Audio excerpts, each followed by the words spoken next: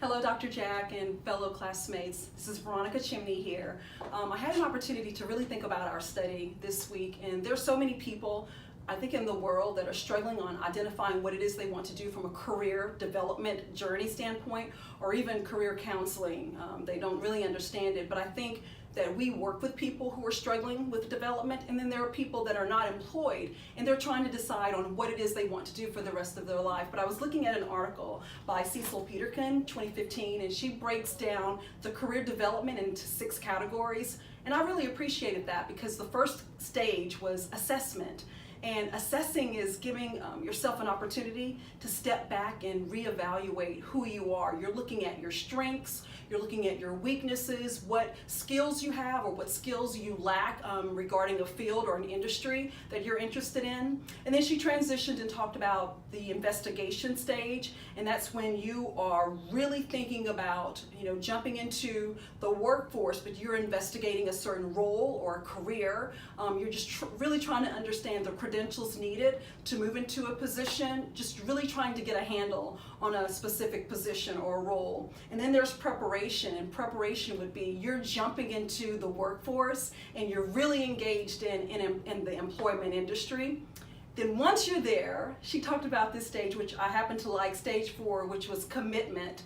And commitment was, in this stage, was really focusing on your role, your responsibility, the industry, and really remaining on top of your industry, inspecting the growth and the trends of the year in that particular field. And so it's inspecting, self-inspection, it's researching, and just making a commitment to be the best, to make a remarkable difference within your own organization. There are 2 more stages she referenced, but the next stage was retention. And retention is when you've been someplace, and it may have been a while or even a short period of time, and you're just trying to decide, is this where I'm supposed to be? But she talks about self-evaluating and stop for a second and breathe, because sometimes you're just having a bad moment. You don't need to jump, ship and change careers. You may very well need to just stay where you are and get over that challenge or hurdle. So continue to remain focused in spite of a hiccup in your career journey. And then the last one was transition. Sometimes you get to a point where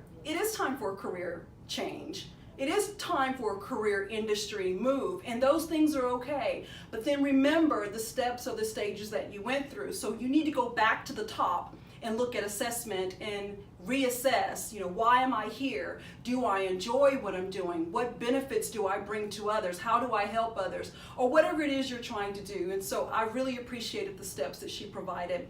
There was another article that I read from Linda Gunak, and she talked about career counseling and the benefits that any employer would have on hiring a counselor. And number 1, the counselors, their role is to help with performance.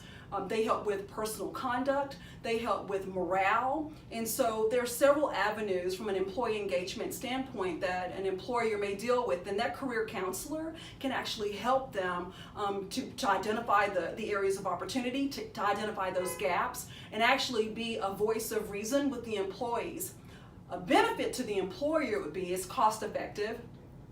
Morale definitely will increase, and then the quality of employees will also increase, so it's a win-win.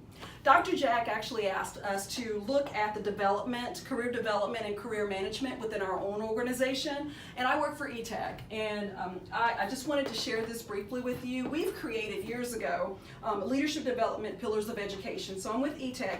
We have a university and we call it ETech RU, and the RU is Remarkable University because we want everyone to make a remarkable difference. So every department and every employee has an opportunity to look at our board and actually fall into one of these categories. And so I just wanted to give you a high-level overview of what this is. And so we have zone enforcement and continuing education. And basically it means wherever you are in your career, we want you to become better. We want you to become a subject matter expert in your area, develop your skills to become, fine-tune those areas of opportunity and just become a better employee doing what you're doing today.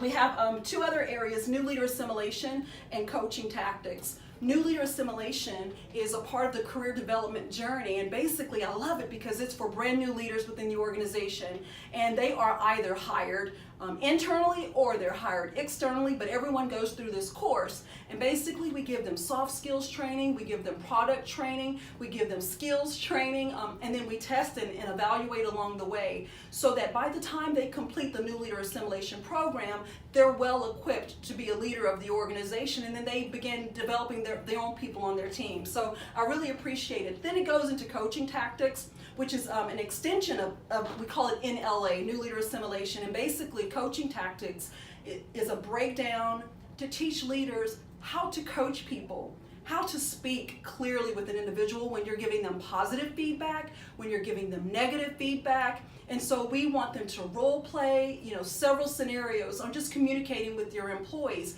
That also enhances your ability, makes you stronger as a leader, which our employees in turn, they really, really appreciate that.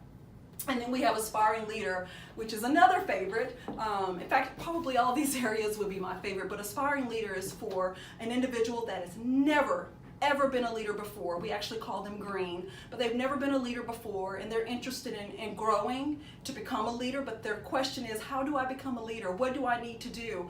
How can I learn to give someone feedback? How do I discipline? And how do you, how can you be very upfront with someone and very blatant about how they're performing while valuing them at the same time? How do I demonstrate that I'm a team player? How do I demonstrate that I am accountable for myself and I also hold others accountable? How do I be a leader of integrity and display the effort of leading by example on a regular basis? And so those are just a few of the things that we help in each of these categories when we're trying to help our employees with their career development journey. And I believe I have answered all of the questions. And if you have any questions for me, feel free to just type them in and I would be very happy to help. Thank you for your time and have a great day, everyone. See you later.